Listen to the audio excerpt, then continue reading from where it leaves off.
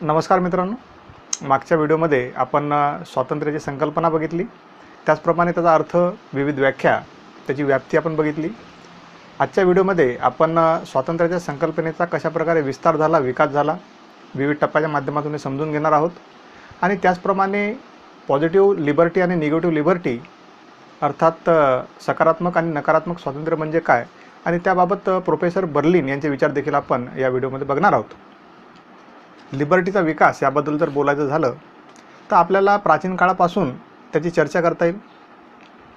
प्राचीन काळामध्ये दासप्रथा होती, दास असतील, त्याचप्रमाणे महिला असतील किंवा जो निम्न वर्ग असेल त्याला अजिबात स्वातंत्र्य नव्हतं। त्या काळात दासप्रथा ही कायदेशीर होती, दास हे कायदेशीररित्या विकल्या जात असत, त्यांची खरेदी विक्री होत असे। मध्ययुगाच्या काळातसुद्धा आपल्याला स्वातंत्र्याबद्दलची चर्चा बघायला मिळते। या काळात पोपची अधिमान्यता होती, सत्ता होती, वर्चस्व होतं। मनुष्य हा विवेकहीन आहे, मनुष्य पापी आहे असं अशी त्या काळात धारणा होती, असा समज होता। आणि व्यक्तींच्या अधिकारापेक्षा त्याच्या कर्तव्याबाबतच जास्त भर दिला गेला आणि कर्तव्याची अपेक्षा त्याच्याकडून करण्यात आली।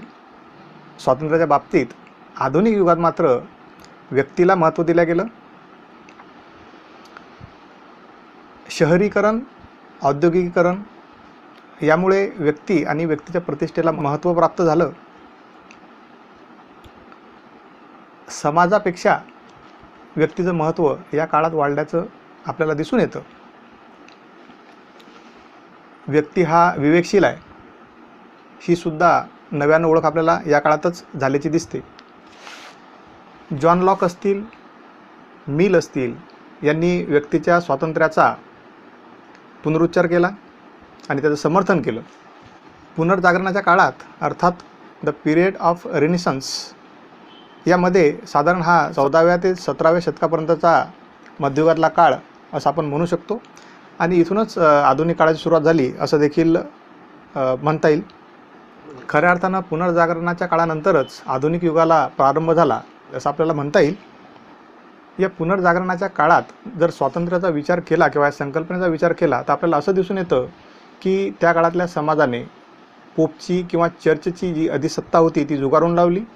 त्याचप्रमाणे जी राजेशाही होती त्याचे बंधही सैल करण्याचं काम या काळात झाल्याचं दिसून येतं आणि त्याचप्रमाणे आर्थिकदृष्ट्या जे पराधीनतेचं चक्र होतं किंवा जे जोखड होतं ते सुद्धा उतरवण्याचा प्रयत्न या काळात झाल्याचं आपल्याला दिसून येतं। फ्री मार्केट करणे किंवा कराराची स्वातंत्र्यता आणि जी फ्युडल इकॉनॉमी होती किंवा जी सामंतवादी अर्थसत्ता होती त्यालासुद्धा सुरुंग पेरण्याचं काम किंवा त्याचा प्रभाव कमी करण्याचं काम या काळात झालेला आपल्याला दिसून येतो आणि म्हणून हा काळसुद्धा स्वातंत्र्य या संकल्पनेच्या दृष्टिकोनातून अतिशय महत्त्वपूर्ण आहे असं आपल्याला म्हणता येईल।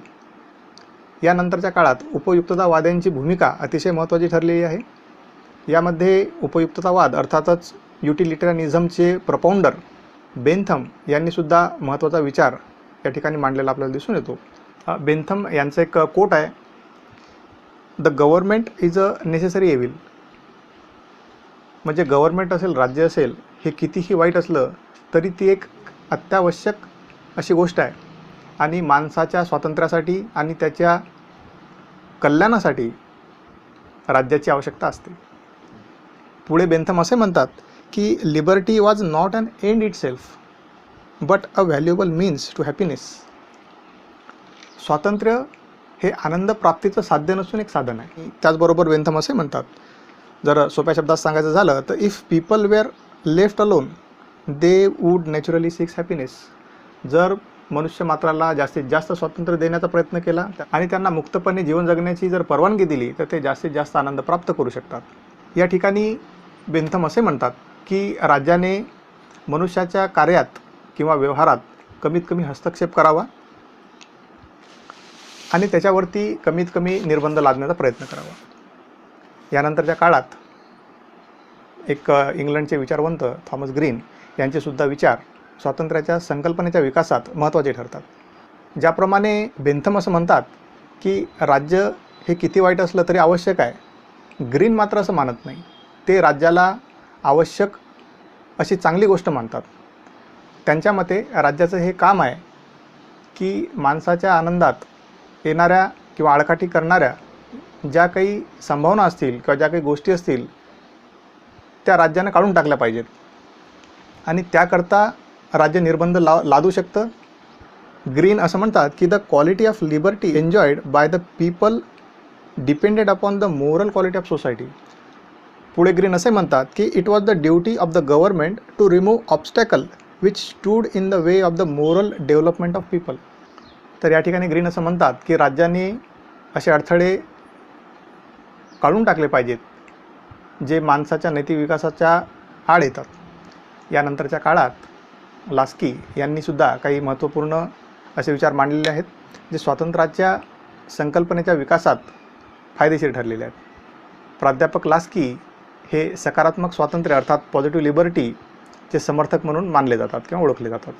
लास्की असं म्हणतात की liberty is the product of right and without right there can not be any liberty. अर्थात जिथे काही अधिकार नाहीत तिथे स्वातंत्र्यही असत नाही. म्हणून लास्की असं म्हणतात की माणसानं जीवन जगताना त्याला काही अधिकाराची गरज असते. ते अधिकार चांगल्या पद्धतीने वापरता यावे यासाठी स्वातंत्र्याचीही तितकीच आवश्यकता असते. या ठिकाणी लास्की स्वातंत्र्याची जी संकल्पना आहे त्याला केवळ निर्बंधांचा अभाव असं मानत नाही, मात्र ते त्याला 3 वेगवेगळ्या भागात विभाजित करतात. ते म्हणतात की स्वातंत्र्य हे प्रायव्हेट असतं, पॉलिटिकल असतं आणि इकॉनॉमिक असतं. म्हणजे वैयक्तिक स्वातंत्र्य असतं ज्याला ते असं म्हणतात की कुठल्याही व्यक्तीला हा निवडण्याचा अधिकार आहे, एखादी गोष्ट करण्याचा अधिकार आहे ज्याचे चांगले आणि वाईट परिणाम हे केवळ त्याच्यावर प्रभाव टाकणारे असतील आणि अशा कुठल्याही गोष्टीत राज्याने हस्तक्षेप करता कामा नये अशी ते प्रायव्हेट लिबर्टीची व्याख्या करतात. आणि पॉलिटिकल लिबर्टीच्या संदर्भात प्रोफेसर लास्की असं म्हणतात की the power to be active in affairs of the state. म्हणजे व्यक्तीला राज्याच्या कामकाजामध्ये सहभागी होता आलं पाहिजे. आणि इकॉनॉमिक लिबर्टीच्या बाबत लास्की असं म्हणतात की it is a fair opportunity for man to have access to the market and economic gain. म्हणजे प्रत्येक व्यक्तीला आर्थिक बाबतीत देखील स्वातंत्र्य असण्याचं ते या ठिकाणी सांगतात. स्वातंत्र्याचा दृष्टिकोन हा आपण आतापर्यंत पाहिलेल्या उदारवाद्यांच्या दृष्टिकोनापासून भिन्न असलेला आपल्याला दिसून येतो. मार्क्सवाद्यांच्या मते केवळ निवडीचं स्वातंत्र्य किंवा अभावापासून असलेलं स्वातंत्र्य म्हणजे खऱ्या अर्थानं स्वातंत्र्य नव्हे, तर जे शोषित आहेत, मजूर वर्ग असेल, कामगार वर्ग असेल, वंचितांचा जो खूप मोठा वर्ग आहे त्यांची भांडवलशाही व्यवस्थेपासूनची मुक्तता ही खऱ्या अर्थानं त्यांच्या दृष्टीने स्वातंत्र्याची संकल्पना आहे. त्याचप्रमाणे स्त्रीवादी अर्थातच जे फेमिनिस्ट विचारवंत आहेत त्यांचासुद्धा स्वातंत्र्य या संकल्पनेच्या विकासात मोलाचा वाटा आहे. आणि त्यांच्या दृष्टीने स्वातंत्र्य म्हणजे जी पुरुषप्रधान संस्कृती आहे, पुरुषप्रधान व्यवस्था आहे तिच्यापासून महिलांना मिळणारं स्वातंत्र्य असेल, त्यात महिलांच्या राजकीय, आर्थिक आणि इतरही स्वातंत्र्याबाबत स्त्रीवाद्यांनी भूमिका मांडलेली आहे. त्याचप्रमाणे स्त्रीवादी स्त्री पुरुष समानतेचाही आग्रह धरतात आणि जेंडर इक्वॅलिटीबाबत ते अतिशय आग्रही आहेत. आणि म्हणून या काही मागच्या दृष्टिकोनातून आपल्याला असं आढळतं की समतेचासुद्धा स्वातंत्र्याच्या भूमिकेत महत्त्वाचा वाटा आहे. ज्या ठिकाणी समता नसते त्या ठिकाणी खऱ्या अर्थानं स्वातंत्र्यही असत नाही. आणि याचसाठी कल्याणकारी राज्याची जी उपाययोजना किंवा कल्याणकारी राज्याची संकल्पना नंतर J.S. मिल यांनीसुद्धा मांडली. आणि म्हणून मिल यांनीसुद्धा त्यांच्या विचारात समतेला महत्त्व दिल्याचं आपल्याला दिसून येतं. कारण समता आणि स्वातंत्र्य ह्या एकाच नाण्याच्या 2 बाजू आहेत आणि समतेशिवाय स्वातंत्र्य हे अपूर्ण असतं आणि त्याचमुळे समतेशिवाय स्वातंत्र्याला काही अर्थ उरत. मित्रांनो, यापुढे आपण निगेटिव्ह लिबर्टी आणि पॉझिटिव्ह लिबर्टीबाबत चर्चा करू. साधारण निगेटिव्ह लिबर्टीमध्ये असं गृहीत धरण्यात येतं की निर्बंधाचा अभाव ज्या ठिकाणी आहे किंवा व्यक्तीवर कमीत कमी निर्बंध राज्याद्वारे लादल्या जातात. आणि पॉझिटिव्ह लिबर्टीमध्ये व्यक्तीच्या विकासासाठी किंवा कल्याणासाठी जे राज्याद्वारे निर्बंध लादल्या जातात आणि ज्याच्यामुळे व्यक्तीमध्ये समानता प्रस्थापित होते असे निर्बंध हे पॉझिटिव्ह लिबर्टीमध्ये गृहीत धरण्यात येतात. सुरुवातीला आपण निगेटिव्ह लिबर्टी चर्चा करू. यामध्ये आपल्याला असं दिसून येतं की 17व्या शतकात युरोपातील जो मध्यमवर्ग होता त्यांनी संकल्पना उचलून धरली आणि त्यांनी फ्री मार्केट पॉलिसीचं समर्थन केलं, ज्यात त्यांचं असं म्हणणं होतं की राज्याने व्यक्तीच्या खास करून आर्थिक ज्या काही कृती असतील किंवा आर्थिक कार्य असतील त्यामध्ये हा कमी हस्तक्षेप करावा आणि राज्यांनी व्यक्तींना फ्रीडम ऑफ ट्रेड किंवा व्यापार स्वातंत्र्य, फ्रीडम ऑफ कॉन्ट्रॅक्ट करार करण्यास स्वातंत्र्य आणि मार्केटमध्ये निकोप स्पर्धा ही असली पाहिजे असं त्यांचं आग्रही मत होतं. नकारात्मक स्वातंत्र्याचे जे समर्थक आहेत त्यात हॉब्स असतील, बेंथम, त्याचप्रमाणे J S. Mill, Adam Smith, Burke, Locke आणि इतरही विचारवंत आहेत. मित्रांनो, पॉझिटिव्ह लिबर्टीबद्दल चर्चा करताना आपल्याला असं आढळून येतं की जरी निगेटिव्ह लिबर्टी किंवा नकारात्मक स्वातंत्र्य संकल्पनेच्या विकासात त्याचं भलं मोठं योगदान असलं आणि साधारण 19व्या शतकापर्यंत जे भांडवलशाही अर्थव्यवस्था होती किंवा भांडवलशाही व्यवस्था होती, भांडवलशाही व्यवस्थेने नकारात्मक स्वातंत्र्याची संकल्पना उचलून धरली. मात्र त्याच्यामुळे काही अशी परिस्थिती निर्माण झाली ज्याच्याने मजूर वर्ग असेल किंवा कामगार वर्ग असेल आणि त्याचप्रमाणे ग्राहक वर्ग यांचं शोषण झालं आणि त्यांच्यावर अन्याय झाला. या व्यवस्थेमुळे समाजात गरीब श्रीमंताची दरी खूप मोठ्या प्रमाणात वाढली आणि असं होत असताना समाजात जे अन्याय आणि असमानतेची भावना तयार झाली आणि ती कमी करण्याचा प्रयत्न करण्यासाठी काही मानवतावादी किंवा मार्क्सवादी, समाजवादी आणि सकारात्मक उदारवादी यांनी पाठपुरावा केला. यांनी पुढाकार घेऊन त्यांनी असं म्हटलं की ही जी स्वातंत्र्याची नकारात्मक परिभाषा आहे किंवा स्वातंत्र्याची नकारात्मक व्याख्या आहे ही निश्चितच बदलण्याची गरज आहे आणि त्यांच्या विचारावरूनच पॉझिटिव्ह लिबर्टी अर्थात सकारात्मक स्वातंत्र्याची संकल्पना नव्याने मांडण्यात आली.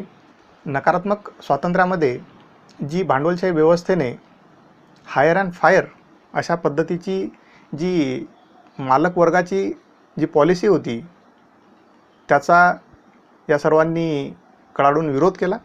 पॉझिटिव्ह लिबर्टीचं समर्थन करणारे विचारवंत आहेत कांट, हेगेल, प्रोफेसर लास्की, बर्कर, ग्रीन इत्यादी. पॉझिटिव्ह लिबर्टीची संकल्पना मांडणाऱ्यांनी पुढे आणखी असंही म्हटलं की राज्यांनी व्यक्तीला संधीची समानता मिळवून देण्याबाबत आग्रही असलं पाहिजे. त्या पद्धतीचे नियम किंवा कायदे हे राज्याने तयार केले पाहिजेत आणि त्याचप्रमाणे राज्याने व्यक्तीच्या विकासात किंवा कल्याणात जे अडथळे येत असतील ते काढून टाकले पाहिजे आणि त्यासाठीच कायदे निर्मिती केली पाहिजे.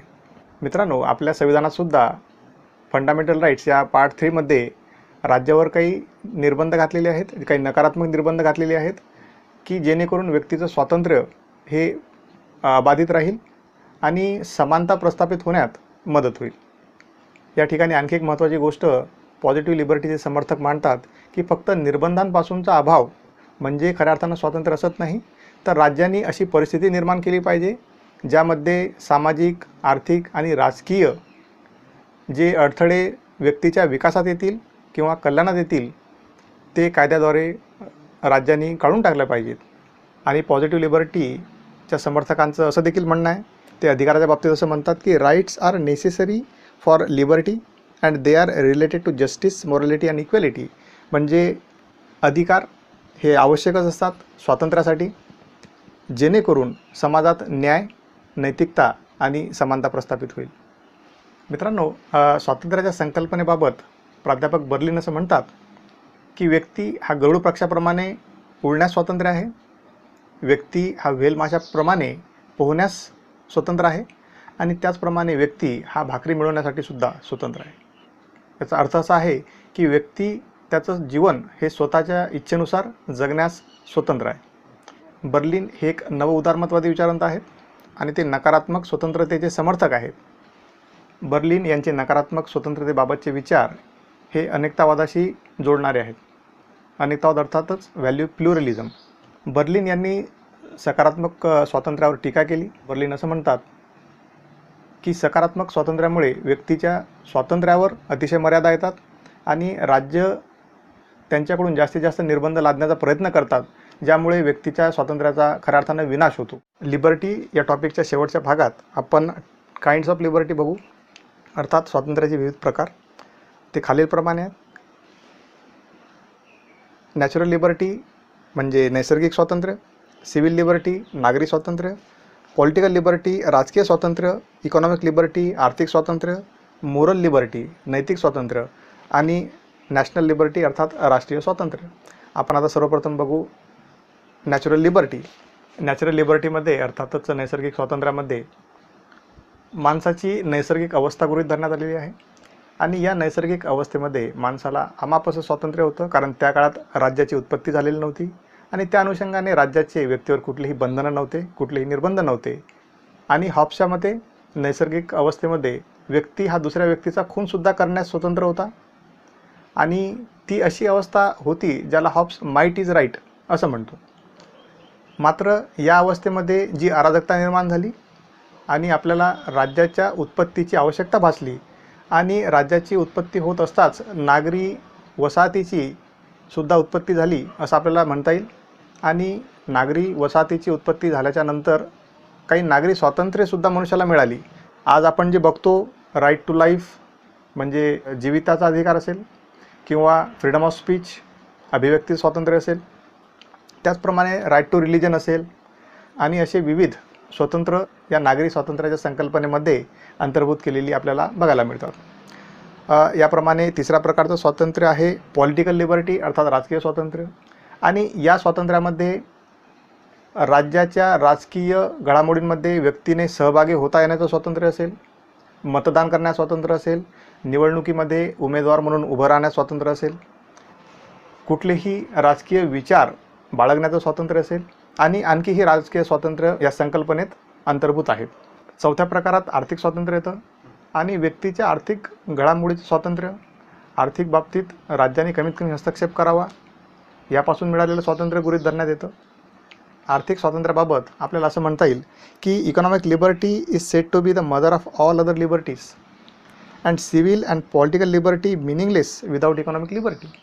याचा अर्थ आहे की आर्थिक स्वातंत्र्य हे सर्व स्वातंत्र्याचं जनक आहे आणि त्याचप्रमाणे नागरी स्वातंत्र्य असेल किंवा राजकीय स्वातंत्र्य असेल, आर्थिक स्वातंत्र्याच्या शिवाय हे अर्थहीन आहे. पाचव्या प्रकारात आपण मोरल लिबर्टी बघतो अर्थात नैतिक स्वातंत्र्य. यामध्ये एखाद्या व्यक्तीने आपल्या सत्सद विवेकाने निर्णय घेण्याचं स्वातंत्र्य हे अभिप्रेत असतं. सर्वंकषवाद आणि हुकुमशाहीमध्ये व्यक्तीला त्याच्या सत्सद विवेकाप्रमाणे निर्णय घेण्याचं कुठलंही स्वातंत्र्य नसतं आणि त्याचप्रमाणे प्लेटो, ॲरिस्टॉटल, कांट, ग्रीन यांनीसुद्धा आयडियलिस्टिक मॅनरमध्ये या मोरल लिबर्टीचं त्यांनी समर्थन केलेलं आहे आणि म्हणून त्यांच्या मते ते असं समजतात की नैतिक स्वातंत्र्याच्या अभावी माणसाचा संपूर्णपणे विकास होऊ शकत नाही. आणि शेवटचा जो प्रकार आहे तो आहे राष्ट्रीय स्वातंत्र्य. यामध्ये एका राष्ट्राचं स्वातंत्र्य असणं अंतर्भूत आहे. राष्ट्राचं सार्वभौमत्व, ज्यात कुठलंही राष्ट्र कुठलाही देश हा आपल्या परीने आपल्या अडचणी सोडवण्यास सक्षम असतो आणि दुसऱ्याच्या मदतीशिवाय किंवा हस्तक्षेपाशिवाय आपल्या देशाचं कामकाज चालवणे आणि आपल्या देशाचा विकास घडवून आणण्यास ते स्वतंत्र असतात. तर मित्रांनो, हा आपला लिबर्टीचा टॉपिक या ठिकाणी संपला. आपण आता भेटूया पुढच्या टॉपिकमध्ये. धन्यवाद.